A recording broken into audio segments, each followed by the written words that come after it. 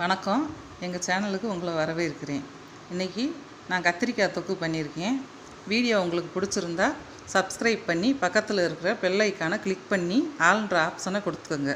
அப்போ தான் நான் அடுத்தடுத்து போடுற வீடியோ உங்களுக்கு நோட்டிஃபிகேஷனாக வந்து சேரும். வீடியோ பிடிச்சிருந்தா லைக் பண்ணுங்கள், உங்கள் ஃப்ரெண்ட்ஸ்க்கெல்லாம் ஷேர் பண்ணி விடுங்க. வாங்க வீடியோக்குள்ளே போகலாம். இப்போ நான் 1/2 கிலோ கத்திரிக்காய் எடுத்து க்ளீன் பண்ணி உப்பு தண்ணியில் போட்டு நான் வச்சுருக்கேன்.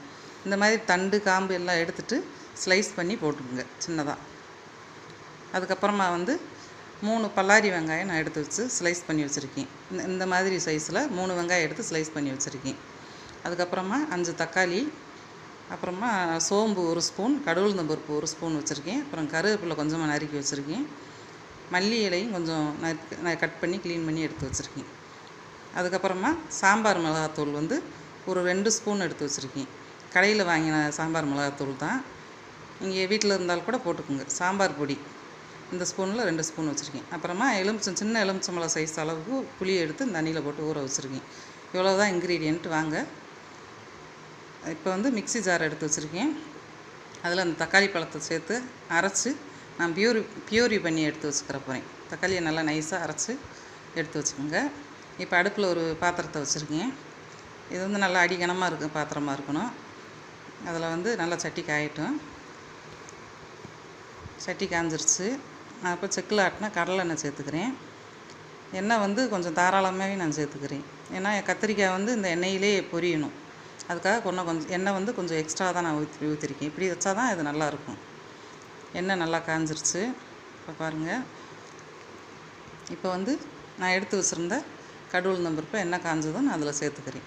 1 ஸ்பூன் கடவுளுந்தம் பருப்பு போட்டிருக்கேன். அதுக்கப்புறமா கடுகு பொரிஞ்சதும் நல்லா பொரியணும். பொரியாமல் போட்டிங்கன்னா கசப்பு தன்மை வந்துடும். அதனால் கடவுளுந்தம் பருப்பு நல்லா பொரிஞ்சு முடியட்டும். பொரிஞ்சிருச்சு பாருங்கள். இப்போ நான் 1 ஸ்பூன் சோம்பை இதில் சேர்த்துக்கிறேன். நல்லா பொரிஞ்சிருச்சு கடுகு. 1 ஸ்பூன் சோம்பு ஆட் பண்ணிக்கிறேன். இதில் கடுகும் வெந்தயமும் நல்லா பொரிஞ்சிருச்சு. இந்த டைமில் நம்ம கட் பண்ணி அலசி எடுத்து வச்சுருக்க கத்திரிக்காய் தண்ணியை வடிகட்டிட்டு நான் அந்த எண்ணெயில் போட்டுறேன். நல்லா வடிகட்டிட்டு போடுங்க, இல்லைன்னா தண்ணி மேலே தெரிச்சிரும். பாருங்கள், இந்த மாதிரி தண்ணியை நல்லா வடிகட்டிட்டு கத்திரிக்காயெல்லாம் அதில் ஆட் பண்ணிக்கோங்க. இந்த கத்திரிக்காயை ரொம்ப மெலிசாக ஸ்லைஸ் பண்ணுங்கள், இல்லைன்னா அது எண்ணெயில் நல்லா வேகாது. சரியாக வேகலைன்னா அந்த டேஸ்ட் கரெக்டாக வராது. நல்லா எண்ணெயிலே ஒரு சாஃப்டாக வந்துடணும், பஞ்சு மாதிரி வேகணும். அதனால் முடிஞ்ச அளவுக்கு மெலிசாக எடுத்து கட் பண்ணி உள்ளே போட்டுக்கணும். இப்போ பாருங்கள், அந்த போட்ட கத்திரிக்காயை நான் அந்த எண்ணெயோடு சேர்த்து நல்லா மிக்ஸ் பண்ணி விடுறேன். எண்ணெய் அந்த கத்திரிக்காய் வேகிற அளவுக்கு தாராளமாக இருக்கணும். ஒரு 100 ml இந்த 1/2 கிலோ கத்திரிக்காய்க்கு ஊற்றுனீங்கன்னா கரெக்டாக இருக்கும் எண்ணெய். இப்போ பாருங்கள், பாதி வெந்துருச்சு, வதங்கியிருக்கு கத்திரிக்காய். இந்த டைமில் இந்த கத்திரிக்காய்க்கு தேவையான கல் உப்பு நான் இப்போ கொஞ்சம் சேர்த்துக்கிற போகிறேன். இந்த கத்திரிக்காய் பாதி வதங்கினதும் இந்த அளவு போட்டாலே போதுமானது. பாருங்கள், கம்மியாக தான் நான் போடுறேன். போட்டு அதையும் கிளறிக்கிறேன். கிளறிட்டு நல்லா செவக்க விடணும். செவந்து அது பஞ்சு மாதிரி கோல்டன் ப்ரௌன் கலர் வரணும். இந்த பாருங்கள், கோல்டன் ப்ரௌன் கலர் வந்துருச்சு. நல்லா நம்ம இப்படி கரண்டியை வச்சுக்கிட்டு நம்மளே சரசரண்டு ஒரு சவுண்டு கேட்கும். அப்படி இருந்தாலே எண்ணெயிலே நல்லா அது வெந்துருச்சுன்னு அர்த்தம். ரொம்ப வேக விட்டுறாதீங்க. கருகி போச்சுன்னா டேஸ்ட்டே வேறு மாதிரி ஆயிரும், ரெசிபி எல்லாமே வேஸ்ட் ஆயிரும். இந்த அளவுக்கு கோல்டன் ப்ரௌன் வந்ததுமே அது தனியாக ஒரு தட்டில் நான் வடிகட்டி அதை எடுத்து வச்சுக்கிறேன். நல்லா தண்ணி எண்ணெயை எடுத்துட்டு வச்சுக்கோங்க. அடுத்து இந்த எண்ணெயில் தான் அடுத்தடுத்து நம்ம சமைக்க போகிறோம். பாருங்கள், எல்லா கத்திரிக்காயும் நான் எடுத்து வச்சுட்டேன். இதே மாதிரி ஒரு தனியாக தட்டில் எடுத்து வச்சுருக்கேன். அடுத்து நம்ம ஸ்லைஸ் பண்ணி வச்சுருக்க வெங்காயத்தை அதே எண்ணெயில் நான் சேர்த்துக்கிற போகிறேன். அந்த 150 கிராம் வெங்காயத்தையுமே ஸ்லைஸ் பண்ணி மெலிசாக ஸ்லைஸ் பண்ணி எடுத்து வச்சுக்கோங்க. கொஞ்சம் கெட்டியாக இருந்துச்சுன்னா அது கோல்டன் ப்ரௌன் கலர் வராது, ஒரே மாதிரி ஈவனாக வராது.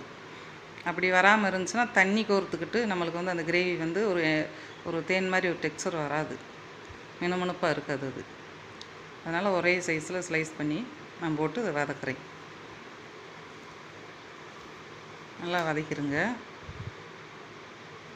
இந்த டைமில் நான் உங்களுக்கு பச்சை மிளகா சொல்கிறதுக்கு மறந்துட்டேன். ஒரு 3 பச்சை மிளகாயை எடுத்து பொடியை நைஸாக கட் பண்ணி வச்சுருக்கேன். அந்த மிளகாயும் காரத்துக்காக நான் சேர்த்துக்கிறேன். உங்களுக்கு காரத்துக்கு எவ்வளோ தேவையோ அவ்வளோ சேர்த்துக்குங்க நீங்கள். இதையும் அது கூடவே போட்டு நான் வதக்கி எடுத்துக்கிறேன். நல்லா பச்சை மிளகாயும் வெங்காயமும் நல்லா சுருங்கி செவந்து வரட்டும். இப்போ பாருங்கள், நல்லா செவந்துருச்சு நம்ம போட்ட வெங்காயம் பச்சை மிளகாய் எல்லாமேவும். இந்த டைமில் நம்ம 5 தக்காளி எடுத்து அரைச்சி வச்சுருந்தோம்ல, அந்த பேஸ்ட்டை நான் உள்ளே ஆட் பண்ணிக்கிறேன்.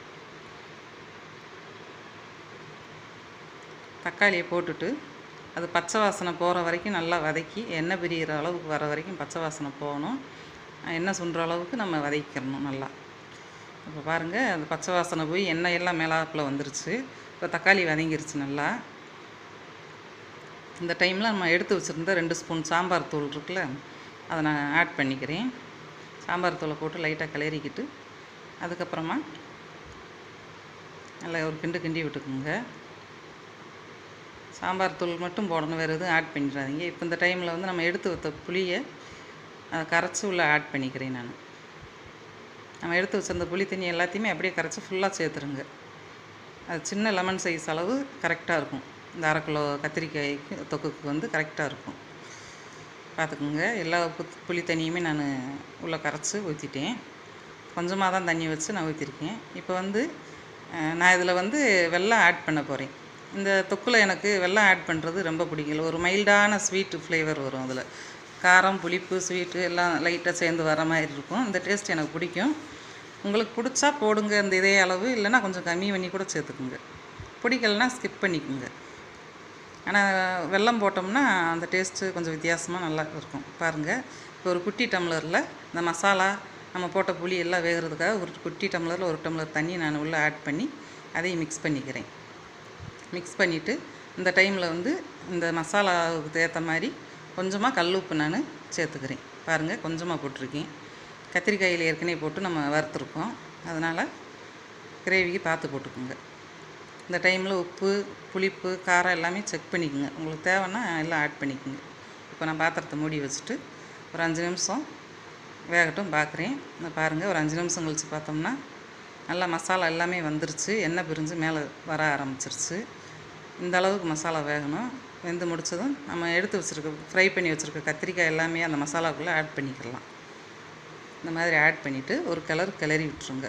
எல்லா மசாலாவும் அந்த கத்திரிக்காய் கூட நல்லா மிக்ஸ் ஆகட்டும். நல்லா மிக்ஸ் ஆகிற அளவுக்கு நல்லா டிப் பண்ணி கிளறி விட்டுருங்க. கிளறி விட்டு லைட்டாக மூடியை போட்டு ஒரு 5 மினிட்ஸ் அடுப்புலேயே இருக்கட்டும். இப்போ பாருங்கள், 5 நிமிஷம் ஆயிடுச்சு. இப்போ கத்திரிக்காய் எல்லாம் மசாலாவில் சேர்ந்து நல்லா வெந்துருச்சு.